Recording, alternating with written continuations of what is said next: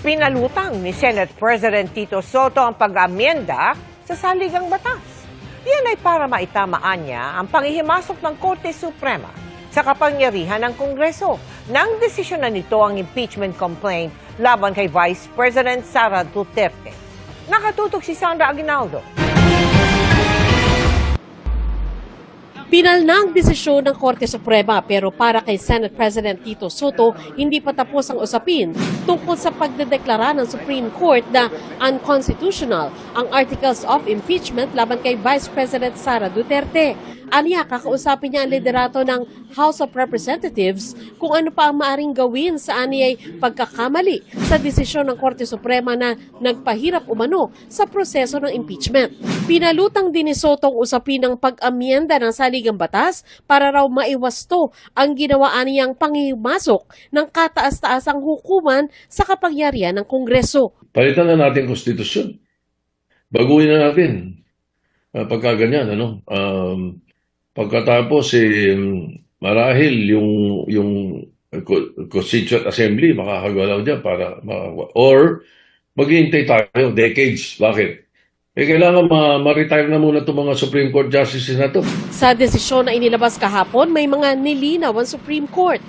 Una, ang unang 3 impeachment complaints laban kay Vice President Duterte ay hindi raw inilagay sa order of business ng Kamara sa loob ng nakatakdang 10 session days dahil ang dapat daw sundin sa pagbibilang ng araw ay simpleng calendar days o literal na bawat araw na nakasesyon ng Kongreso. Ang sinunod kasing bilang ng Kamara sa isang session day mula sa pagbubukas ng sesyon hanggang sa i-adjourn ito.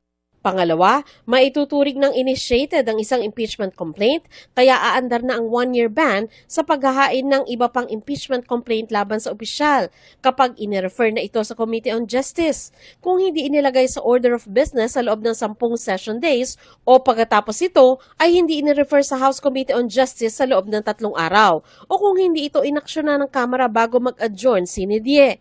Ang ika-4 na impeachment complaint noon laban sa bise, hindi na dumaan sa Committee on Justice at direktang ipinadala sa Senado dahil suportado ito ng mahigit 1/3 ng mga kongresista, alinsunod sa probisyon ng saligang batas. Dati sinabi ng Supreme Court na dapat binigyan ang bise ng pagkakataon na sagutin ang mga paratang bago inirefer sa Senado. Pero sa bagong resolusyon, nilinaw ng Korte na kung ganitong paraan ang gagamitin, ang pagkakataon ng nasa sakdal na magbigay ng panig ay sa paglilitis na mismo sa Senado.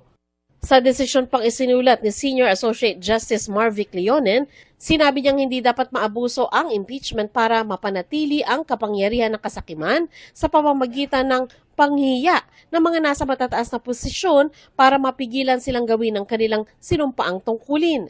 Ang mandato raw ng Supreme Court ay tingnan kung may pag-abuso sa pamamagitan ng pagsuri sa proseso at pagtiyak na ang interpretasyon nito sa rules, batas at konstitusyon ay hindi magagamit para pahinain ang impeachment process.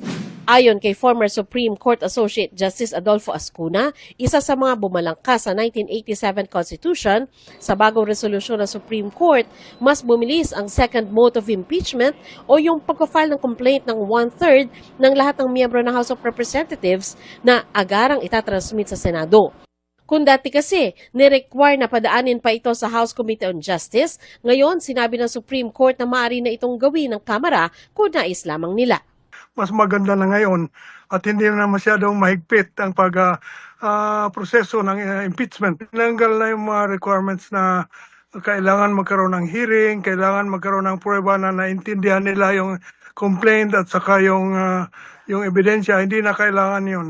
So optional na lang yung hearing at saka yung dating procedure na i-refer na sa committee as a way of initiating a complaint.